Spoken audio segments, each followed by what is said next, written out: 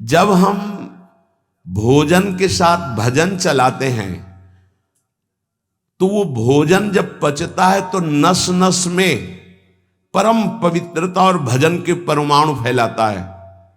जो अपनी नस नस में नाम, पवित्रता, भक्ति, ज्ञान, तो भोजन में बहुत सावधान रहिए। ये 24 घंटे के लिए हमारे विचारों को अपवित्र या पवित्र करेगा भोजन।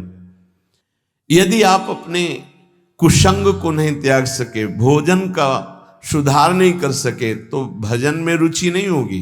ध्यान रखना, अगर आप हमारी प्रार्थना नहीं मानते हैं तो ये अपराध होगा, आज्ञा का उल्लंघन होगा और वो आपके लिए बहुत ही हानिकारक होगा। पहले आहार शुद्धि करें, बहुत भोजन शुद्ध। बड़ी कृपा है, आकाशवृत्ति से जीवन चलता है, श्री जी को भोग लग करके मिलता है, परम पवित्र है। अब जो बात करें, पाते समय उपास्य देव के सिवा अन्य कोई विचार नहीं रह जाना चाहिए। ये ध्यान उपासक दे। इसीलिए नाम कीर्तन चला दिया जाता है। चलता है नाम कीर्तन, नाम कीर्तन चला दिया जाता है कि आपका मन किसी विषय का चिंतन न करने पावे, नाम कानों में पड़े और चिंतन नाम का हो। जब हम भोजन के साथ भजन चलाते हैं तो वो भोजन जब पचता है तो नस नस में परम पवित्रता और भजन के परमाणु फैलाता है। अब जैसे आजकल भोजन की प्रथा, जूता मोजा वही शौच में पहन के गए हैं, वही लघुशंका में, और वही होटल में बैठ के वैसे ही जूता मोजा, वही कपड़े, वैसे ही बनाने वाला क्या भाव वाला है, कैसी पवित्रता रखता है, पाने वाला क्या भाव रखे हैं और कैसी पवित्रता है, इन सब का प्रभाव भोजन पे पड़ता है। अगर भोजन ठीक नहीं तो बुद्धि निर्णय नहीं कर पाएगी ठीक। हृदय के नेत्र खुलने के बाद तो बहुत दूर रही, इन नेत्रों से भी सही नहीं दिखाई देता, गंदा ही दिखाई देने लगता है। इन नेत्रों में गंदगी बढ़ जाती है। जिसकी तरफ देखो तो वासना की दृष्टि से देखो, दोष दृष्टि से देखो, राग द्वेष की दृष्टि से देखो, ब्रह्म दृष्टि, भगवत दृष्टि उसकी नहीं आ सकती। ये बहुत जरूरी है। अरे कहीं भागा थोड़ी जा रहा है भोजन। धैर्य पूर्वक चिंतन करते हुए, नाम चल रहा है तो उसी नाम का चिंतन करते हुए। अब जैसे अपने लोग पूर्वाभ्यास तो पद चला लिया, बड़ी सुविधा रहती है। पद, कोई बड़ा पद ले लिया और मानसिक पद गुनगुना भी रहे हैं, चिंतन भी कर रहे, प्रसाद भी पा रहे। कोई पद उठा ले, बड़ा पद, देखत नौ निकुंज सुन सजनी लागत, प्रथम यथामति प्रणव बिहरत दो प्रीतम कुंज। अब जब तक पद पूरा नहीं होगा तो भागेगा नहीं, और भागेगा तो पद नहीं पूरा होगा, पकड़ हो जाएगी। अब पद चल रहा है, प्रसाद पा रहे हैं, तो कभी कभी प्रसाद पाते पाते आंसू चल रहे हैं, प्रसाद पा रहे हैं, पद चल रहा है। अब वो भोजन क्या करेगा? प्रसाद नस नस में जाकर भागवतिक भाव संचरित करेगा। अब आप प्रसाद पा रहे हैं, किसी द्वेषी का चिंतन कर रहे हैं, गुस्सा आ रही, अब नस नस को वो क्रोध से युक्त करने वाली वृत्ति पैदा करेगा। आप प्रसाद पा रहे हैं, कोई काम चिंतन कर रहे हैं, वही प्रभाव आपके अंदर पड़ेगा। हमारी पद्धति रही है प्रसाद पाने की, चाहे जितना पवित्र हो, पर भोजन पाने के पहले हाथ पैर धोए गए, कुल्ला किया गया, पवित्र हो करके फिर वहां बैठ करके। पद्धति थी, आसन पीढ़ा चटाई बिछा दी गई, पवित्रता पूर्वक बैठे, भोग सामने आया, भगवद अर्पित प्रसाद है तो जय जयकार और कीर्तन करके पा रहे हैं। अगर वो ऐसी जगह से मिला है, भगवद अर्पित नहीं है, तो अपने सामने 1 मिनट रुक कर भगवद अर्पित करते हैं, फिर जय जयकार इष्ट की, गुरुदेव की, भगवान नामों की गूंज करके फिर पाते। वो प्रसाद हमारे हृदय में पवित्र भाव पैदा करेगा, भजन बढ़ेगा। भजन से ही हृदय के नेत्र खुलते हैं, भजन से हृदय के नेत्र, और हृदय के नेत्रों से ही प्रियालाल का दर्शन होता है, प्रियालाल का लीला चिंतन होता है। जो अपनी नस नस में नाम, पवित्रता, भक्ति, ज्ञान, तो भोजन में बहुत सावधान रहिए। ये 24 घंटे के लिए हमारे विचारों को अपवित्र या पवित्र करेगा भोजन। अगर अशुद्ध भोजन हो गया तो 2-3 दिन तक तो विक्षेप पड़ेगा ही। अगर बहुत ही निषिद्ध भोजन हो गया तो हो सकता है कि भजन भी रुक जाए, विक्षेप क्या रुक जाए, ऐसा ऐसा भोजन होता है। भोजन बहुत संभाल के, भले भूखा रहना पड़े तो अच्छा है 1-2 दिन, पर ऐसा भोजन ना होने पावे जो हमारे भजन को छीण करे। प्रायः जब श्री जी की शरणागति दीक्षा दी जाती है यहाँ, तो पहला कि तुम्हें 11 माला गुरु मंत्र के तो करने ही हैं, दूसरा 12 पद चतुरासी जी के पढ़ने ही हैं पक्का, तीसरा तुम्हें उस रसोई से कभी भोजन नहीं पाना है जिसमें मांस बना है, जिसमें मांस रांधा गया है। भले तुमको वहां दाल रोटी खीर और ये सब बना के दे, पर वो सात्विक भोजन नहीं होगा, वो राक्षसी भोजन होगा, क्योंकि वो रसोई अपवित्र है, उसके पात्र पवित्र। ये दीक्षा के समय दिया जाता है। चौथा, जो तुम्हारे उपासना की, इष्ट की, गुरुदेव की, संतों की, भगवत स्वरूपों की निंदा करे, वो चाहे रिश्तेदार, नातेदार, चाहे कोई भी हो, हम उससे संभाषण बैठकर नहीं करेंगे, कान में उंगली डालकर राधा राधा बोलकर चले जाएंगे। ये दीक्षा के समय शिक्षा दी जाती है। यदि आप अपने कुसंग को नहीं त्याग सके, भोजन का सुधार नहीं कर सके, तो भजन में रुचि नहीं होगी। ध्यान रखना, हम जैसा अन्न पाते हैं वैसा मन बनता है, जैसा मन होता है वैसे ही चिंतन होता है। हमें हृदय के नेत्र खोलने हैं तो हमें आहार पवित्र करना है। पवित्र आहार पवित्र चिंतन के साथ हमें पाना है, ऐसे जल्दीबाजी नहीं। जल्दीबाजी है तो हम नहीं पा रहे हैं, जब हमें समय होगा पा लेंगे। कोई प्राण थोड़ी निकल जाएंगे, एक बार न पाएंगे, एक दिन ना पाएंगे, नहीं निकलते। कई कई दिन भोजन न पाने पर भी ऐसा नहीं होता कि प्राण निकल गए। बड़ी सामर्थ्य है, प्रभु ने सामर्थ्य दी है। उपासक सावधान रहे, कहीं प्रसाद पाते समय कोई ऐसा दृश्य, ऐसी वार्ता न कर बैठे जो भजन में बड़ी हानि पैदा कर दे। जैसे आप मोबाइल रख लिए और आप ऐसे दृश्य देख रहे हो जो आपका सर्वनाश करने वाले हो, भोजन पा रहे हो, तो आप निश्चित समझ लेना, निश्चित भ्रष्ट हो जाओगे, आगे नहीं बढ़ पाओगे, गिर जाओगे।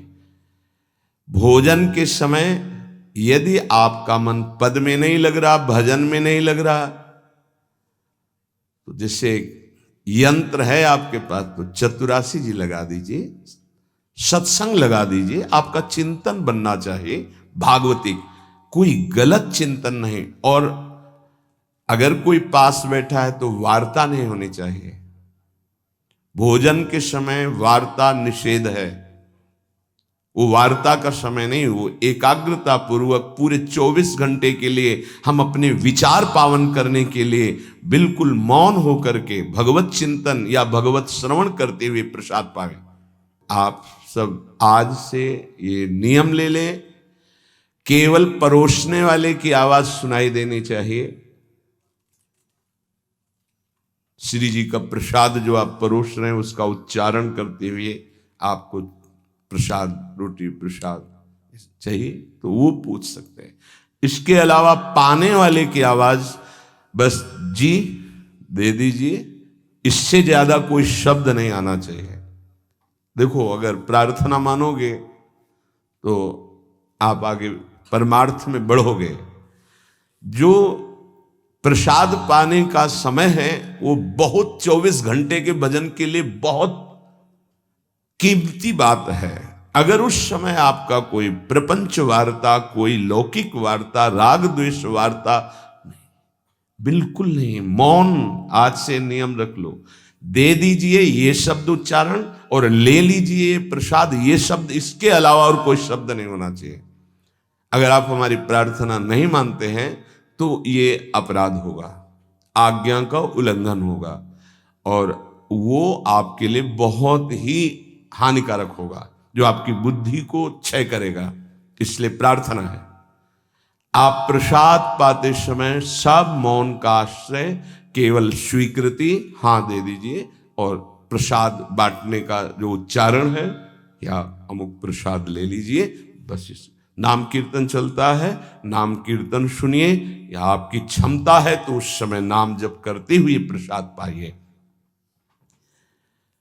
आपको सावधान रहना, जो एक बार आदेश हो जाए उसका उल्लंघन ठीक नहीं है और उसको तत्काल लागू किया जाए।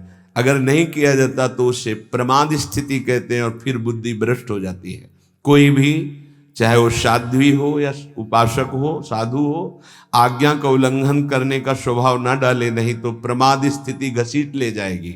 आज से जहां प्रसाद पाना प्रारंभ होता है और प्रसाद आचमन करने तक मौन, फिर हमें वार्ता ही किसी से करनी। प्रसाद पाने के समय वार्ता, ये तो हमें बात समझ में ही नहीं आई। उस समय कौन सी संगोष्ठी होती है, उस समय कौन सा प्रसंग होता है प्रिया प्रीतम के लीला चरित्र का। उस समय तो हम प्रसाद का स्वाद लेते हैं, उच्छिष्टामृत भुक्त वैव, प्यारी जो प्यारे जो ने पाया है, और नाम कीर्तन करते हैं तो हमारे हृदय के नेत्र खुलेंगे। तभी तो हमारी भजन में रुचि बढ़ेगी, जब हमारा प्रसाद पाते समय भजन होगा। बहुत ध्यान देने की बात है ये। अगर प्रसाद पाते समय प्रपंच, तो 24 घंटे प्रपंच चिंतन चलेगा। अगर प्रसाद पाते समय राग द्वेष की चर्चा, काम क्रोध की वार्ता, तो हृदय मलिन हो जाएगा। हम प्रसाद पाते हैं पवित्रता के लिए, प्राण पोषण के लिए, तो प्राण पोषण और पवित्रता दोनों होगी भगवत चिंतन से। केवल प्राण पोषण हुआ, बुद्धि अपवित्र हो गई तो फायदा क्या। जो नाम जप करता है उसको कभी ये चिंता नहीं करनी कि अब हमारे जो पूर्व पाप हैं वो कैसे नष्ट होंगे। वज्रम पाप मही भृताम, जैसे पर्वत को चूर चूर करने के लिए देवराज इंद्र जब वज्र का प्रहार करते हैं तो वो धूल हो जाता है, ऐसे पहाड़ जैसे भी पाप हों और नाम जप कर रहे तो नाम जप क्या करता है, वज्र के समान उस पहाड़ जैसे पाप पर टूट पड़ता है और उसे धूल धूसरित कर देता है। वज्रम पाप मही भृताम, हमें नाम पर ध्यान देना है। कैसे नाम जब छूट जाता है उपासक होकर भगवत प्राप्ति का लक्ष्य बना के, और तुम्हें चैन है, इसका मतलब है आपका लक्ष्य भी भजन भगवत प्राप्ति नहीं बना। नहीं तो चैन के तद विस्मरणेन परम व्याकुलते थे। भगवद्रोद्रेकस्य सिद्धौषधम, ये नाम संसार रोग के आवेश को शांत करने की सिद्ध औषधि है। जासु नाम भव भेषज, ये भगवान नाम ये भव रोग की अचूक औषधि है। अर्थात नाम जापक को भी ये भी चिंता नहीं करने की हमारा कल्याण होगा कि नहीं। नाम चल रहा है, ये हमें भव समुद्र से पार ही नहीं, भव समुद्र को सुखा देगा। नाम लेत भव सिंधु सुखाही, करो विचार सुजन मन माही। पाप के पर्वत को वज्र की तरह नाम टूटकर धूल धूसरित कर देता है और भव समुद्र को सुखा देता है। पार जाने की जरूरतें नहीं, खत्म ही हो जाता है, कल्याण की चिंता नहीं। मिथ्या ज्ञान निशा विशाल तमसस तिगमांशु बिंबोदय, ये नाम अज्ञान रूपी घोर अंधकारमयी रात्रि के नाश के लिए भगवान भुवन भास्कर सूर्य के समान है। उपासक को अभी ये भी चिंता नहीं करनी कि हमें तो कोई ज्ञान नहीं है, हमारे अंदर तो अभी बड़े आकर्षण है संसार के, अविद्या है। बिल्कुल चिंता मत करो। नाम जब चल रहा तो जैसे घोर अंधकार रात्रि में है, सूर्य उदय होते ही वो सब नष्ट हो जाता है, ऐसे ही नाम जापक के हृदय का अज्ञान अंधकार नष्ट करने के लिए भगवान नाम सुंदर ज्ञान प्रकाश कर देते हैं। अन्य उसे कोई पढ़ने लिखने की आवश्यकता नहीं पड़ेगी। नाम जब से अपने, जैसे कल आप सत्संग में ध्यान दीजिए सुन रहे थे कि जिसका अंतःकरण शुद्ध हो जाता है, जो राग द्वेष रहित महात्मा है, बिना पढ़े सारे वेदों का अर्थ उसके हृदय में स्फुरित हो जाता है। मिथ्या ज्ञान निशा विशाल तमसस तिग्मांश बिंबोदयः।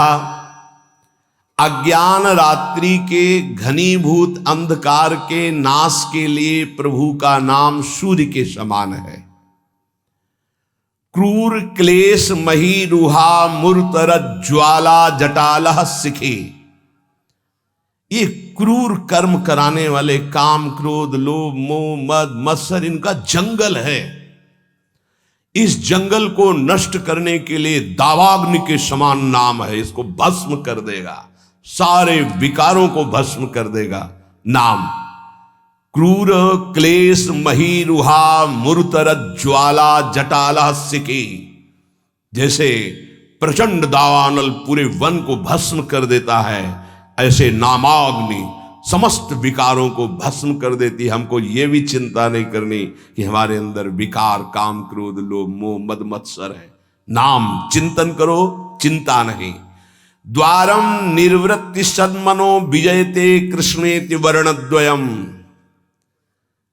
ये परम शांति परमानंद का द्वार खुल गया यदि जिह्वा पे कृष्ण कृष्ण कृष्ण राधा राधा राधा राम कृष्ण हरि, जो नाम गुरुदेव ने दिया, अगर वो नाम चल रहा है तो अब चिंता भी नहीं करनी कि हमारा परम पद मिलेगा, कल्याण होगा कि नहीं। नहीं, द्वार में प्रवेश कर गए।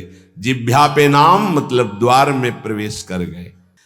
जो देहात्म बुद्धि से व्यवहार करता है उसके नाम जप में बाधा पड़ती है। देहात्म बुद्धि स्त्री पुरुष शरीर का भाव रख करके फिर व्यवहार करोगे तो काम क्रोध आदि की लीलाएं तो हो ही जाएंगी। उपासक को सदैव दैवी संपदावान बनना चाहिए। भगवद स्मरण और सद आचरण, ये दो असाधन को मिटाने के लिए सर्वसमर्थ साधना है। ध्यान दीजिए, समस्त असाधनों को मिटाने के लिए ये दो बहुत जोर के हैं। भगवत स्मरण निरंतर, ये निरंतर शब्द बहुत कठिन है। बड़े अच्छे साधक हैं जो निरंतर शब्द पर स्थित हो रहे। माला दो माला गिनती वाले माला करके फिर निश्चिंत हो गए, बात अलग है। निरंतर भजन और आचरण पवित्र, बस आप चिंता मत करो, परिपक्व स्वभाव जागृत हो जाएगा। भगवदाकार वृत्ति।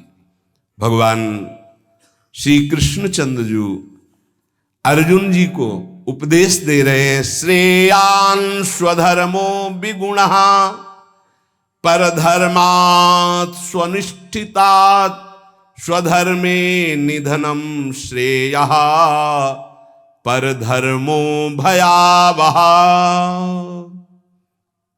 अच्छी तरह आचरण में लाए हुए दूसरे के धर्म से गुणों की कमी वाला अपना धर्म श्रेष्ठ है।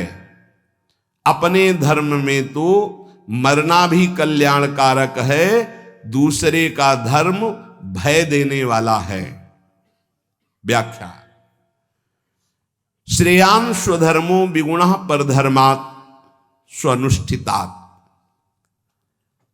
बाहर से दूसरे का धर्म बड़ा गुण संपन्न दिखाई दे रहा है, उसके पालन में बड़ी सुगमता है,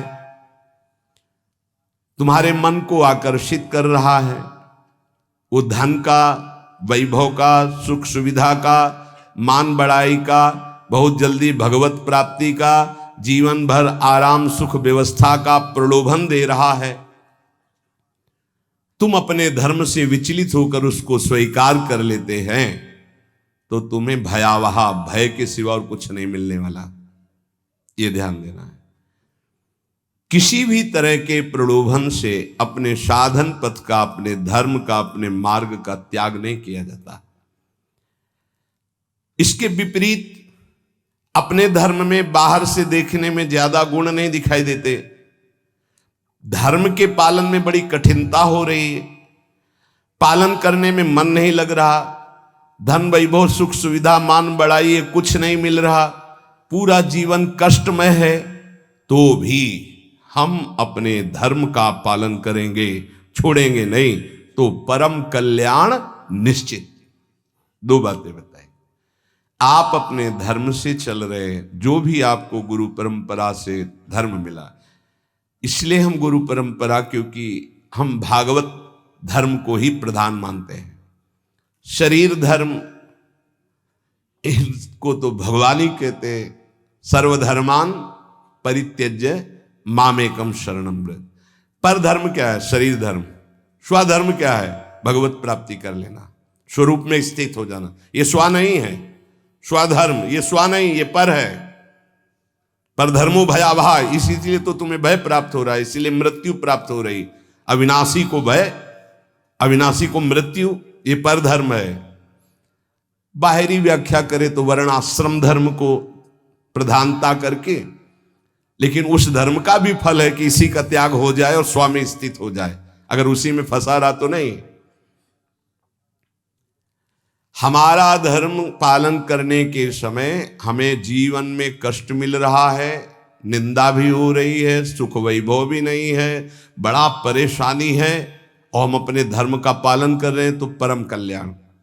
दूसरा हमें प्रलोभन दे रहा है, बाहर से देखने में गुण संपन्न और उस धर्म में बड़ी सुगमता है, पालन करने में बड़ा मन लगता है, धन वैभव सुख सुविधा मान बढ़ाई, ये सब जीवन भर खूब भोग आराम, हम अपने धर्म का त्याग करके उसे स्वीकार कर लिए तो भयावह परिणाम में भय प्राप्त होगा। कई ऐसे प्रलोभनों में धर्म परिवर्तन कर लेते हैं, कई ऐसे प्रलोभनों में अपने साधन का परिवर्तन कर लेते हैं। नहीं, परिणाम में भयावह, भगवान कह रहे परिणाम मंगल में नहीं होगा। अपने धर्म के पालन में कठिनता हो, मन भी ना लगे, धन वैभव सुख सुविधा मान बढ़ाई भी ना मिले, जीवन भर कष्ट सहना पड़े, तो भी हम अपने धर्म का त्याग नहीं करेंगे, तो उसका परिणाम होगा परम मंगल, परम सुख। मनुष्य के लिए धर्म का पालन करना ही परम कर्तव्य है। जैसे अर्जुन जी भगवान से कह रहे हैं कि मैं युद्ध नहीं करूंगा, भिक्षा का अन्न पा करके जीवन गुजारा करूंगा। तो अर्जुन जी की छात्र धर्म वृत्ति है और इस समय धर्मयुक्त युद्ध आया है, अब भिक्षा मांगना ये ठीक नहीं, ये पर धर्म हो गया। इस समय स्वधर्म युद्ध है, स्वधर्म का त्याग करके पर धर्म स्वीकार करोगे तो हाथ कुछ नहीं लगेगा, भय भगवान समझा रहे। धर्म या कर्तव्य उसे कहते हैं जो सत्य की तरफ ले जाता है, और सत्य चढ़ाई है। अभी जैसे साधक को वाम मार्ग का प्रलोभन हो तो बड़ा अच्छा लगेगा। कुछ ऐसे वाम मार्ग है वैदिक सिद्धांत के विरुद्ध, जिनमें मदिरा पान करना, व्यभिचार करना, ये सब वाम मार्गी। जैसे जब महाप्रभु चैतन्य देव तीर्थ यात्रा में विचरण किए थे तो वाम मार्गियों ने ही कृष्णदास जी को आकर्षण किया। मन को लगता है कि यहां तो कुछ रोकना ही नहीं है, ये नहीं करना, ये नहीं करना, ये नहीं करना, हर कदम पे कठिनता है मार्ग पालन, तो क्या होगा? पतन, नरक की प्राप्ति, और ये परम पद, परम सुख की प्राप्ति। अपने कर्तव्य का पालन, अपने धर्म का पालन करने में उपासक को सुख, आराम, धन संपत्ति, मान बढ़ाई, आदर सत्कार यदि धर्म पालन करने में ही मिलते तो धर्मात्माओं की आज बहुत टोलियां देखने में आती कि ये सब धर्मात्मा चल रहे हैं। स्वधर्म का पालन करने वाला न सुख को देखता है, न मान बढ़ाई को देखता है, न धन संपत्ति को देखता है, स्वधर्म को देखता है। शास्त्र आज्ञा धर्म पालन के लिए प्रमाण होती कि तुम्हारा धर्म क्या, उसके लिए शास्त्र आज्ञा क्या, उसका पालन करना है। सुख, सुविधा, मान बढ़ाई, धन संपत्ति, ये धर्म पालन करने वाले नहीं देखते कि इस धर्म के पालन करने में तो ऐसा ऐसा बड़ी कठिनता है, कोई सुख नहीं मिला। अब हम ये स्वीकार करते हैं और उसमें रुपया पैसा मिल रहा है, सुख सुविधाएं, मनमानी भोग आचरण। भगवान सावधान कर रहे हैं। स्वधर्म पालन, कर्तव्य पालन में भारी से भारी कष्ट उठाया जाता है, तब उसकी आध्यात्मिक उन्नति, भागवतिक उन्नति होती है। जो धर्म पालन करता है उसे कष्ट नहीं अनुभव में आता, उसका भारी तप बन जाता है। और तपस्वी पुरुष की आध्यात्मिक और लौकिक दोनों उन्नति बहुत जोर की होती है। कर्तव्य अपने धर्म के पालन के लिए किया जाता है, इसलिए उसको दुख नहीं होता कि हम आपके लिए जो बर्ताव कर रहे हैं अपने धर्म का पालन करने का। अब आप जो बोले, जैसा व्यवहार, हमें उससे लेना देना नहीं, हमें अपने कर्तव्य का पालन करना है। श्री भगवान कह रहे हैं, वास्तविक स्वधर्म किसे कहते हैं? तुम मेरे अंश हो, परमात्मा के अंश हो, इसलिए तुम्हारा स्वधर्म है स्वरूप में स्थित होना, देह में स्थित होना नहीं। वही जहां से प्रारंभ किया। यदि ये मानव देह प्राप्त करके भगवत प्राप्ति नहीं कर पाए तो क्या स्वधर्म? इसीलिए गोस्वामी जी कहते, सो सब धर्म करम जरि जाऊ, जहाना राम पद पंकज भाऊ। वो सब धर्म कर्म में आग लग जाए जिसमें श्री भगवान के चरणों में प्रेम ना प्रकट हो पाए, क्या फायदा उस धर्म कर्म से? अपने को शरीर मान करके जो धर्म किया जाता है, सही माने में उस धर्म का फल है कि स्वरूप में आ जाओ। अगर नहीं आए तो शरीर धर्म का कोई ये नाशवान शरीर में नहीं हूं। हां, इसका पालन करने का फल है कि इससे वैराग्य हो जाए। शरीर के धर्म का पालन करने का फल है कि शरीर से वैराग्य हो जाए, तभी सच्चा फल मिला। राग युक्त शरीरों के धर्म पालन से क्या लाभ मिलेगा? अपने को हम प्रभु का सेवक या जिज्ञासु, यही खास धर्म है, यही सही धर्म है। स्थूल शरीर का धर्म या मन बुद्धि का धर्म, यही तो हम मानते चले आ रहे हैं, इसी में तो हमारी दुर्गति हो रही। हमारा मन जो कहता है वही हम करते हैं, हमारी बुद्धि जो कहते हैं, ये धर्म नहीं। जो शास्त्र कहता है, जो गुरुजन कहते हैं, उसे समझो। परमात्म प्राप्ति चाह करना, यही सबसे बड़ा धर्म है। मुझे इस जन्म में भगवत प्राप्ति हो जाए। परमात्म प्राप्ति के मार्ग में चलने वाले साधक के मन में धन, मान, बड़ाई, आदर, आराम, प्रशंसा की बिल्कुल इच्छा नहीं होना चाहिए। धन मान आदि के मिलने पर हर्षित नहीं होना, उनके नष्ट होने पर शोकित नहीं होना। भगवत इच्छावश प्रारब्ध वशात चाहे जितनी संपत्ति बढ़ जाए, अभिमान हर्ष नहीं होना। भगवत इच्छा प्रारब्ध वशात, दो शब्द है, भगवत इच्छा भक्त, प्रारब्ध वशात ज्ञानी। चाहे सब नष्ट हो जाए, कोई शोक नहीं। हमारा धर्म पालन, भगवत मार्ग, इनके अधीन नहीं कि चार लोग बड़ाई किए तो हमारा भजन ठीक हुआ, चार निंदा करने लगे तो हमारा भजन कमजोर, और रुपया पैसा वैभव नहीं है तो बोले इनका भजन का प्रकाश क्या है। ये बाहरी संसारी व्यक्ति दर्शन करेंगे, उपासक बिल्कुल इस बात पर ना जाए। ये भगवत इच्छा प्रारब्ध के अनुसार आए या जाए, इससे कोई हर्ष और शोक नहीं होना चाहिए।